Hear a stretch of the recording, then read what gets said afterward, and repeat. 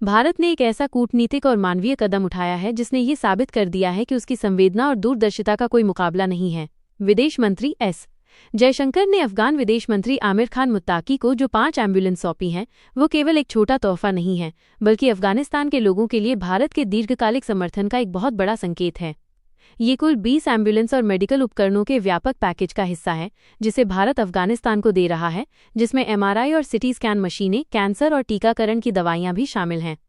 ये कदम ऐसे समय में आया है जब अफगानिस्तान पिछले 2 दशकों से अस्थिरता और संघर्ष की आग में झुलस रहा है और दुनिया के कई बड़े देश अपने हित देखकर वहां से किनारा कर चुके हैं। भारत ने हमेशा सरकारों से इतर वहां के आम लोगों के साथ खड़ा रहने की नीति अपनाई है। 2001 के बाद से भारत ने अफगानिस्तान में स्कूल, सड़कें, बांध बनाए हैं और अब अस्पतालों को जीवन रक्षक उपकरण दे रहा है। यही वजह है कि आज भी अफगानिस्तान के आम लोग भारत को सम्मान देते हैं और सलाम इंडिया कहते हैं। इस मुलाकात में एक और ऐतिहासिक घोषणा हुई।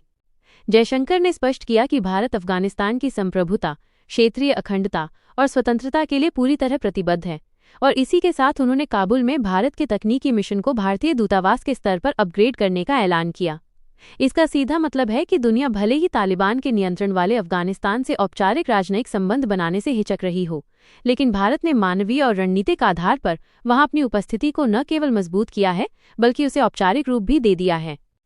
ये केवल मानवीय मदद नहीं, बल्कि भारत और अफगानिस्तान की सच्ची यारी का प्रमाण है। एक तरफ जहां अमेरिका ने अपने सैनिक वापस खींच लिए और यूरोप ने नजरें फेर लीं, वहीं भारत काबुल में एम्बुलेंस पहुंचा रहा है।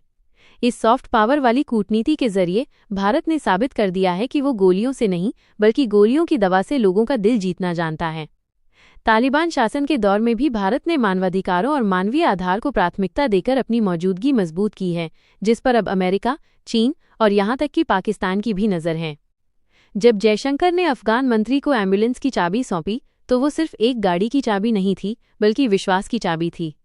भारत ने एक बार फिर साबित कर दिया कि वो शक्ति के साथ साथ संवेदना में भी सबसे आगे है, और भले ही अफगानिस्तान टूट चुका हो, भारत उसकी धड़कनों को जोड़ने की कोशिश कर रहा है।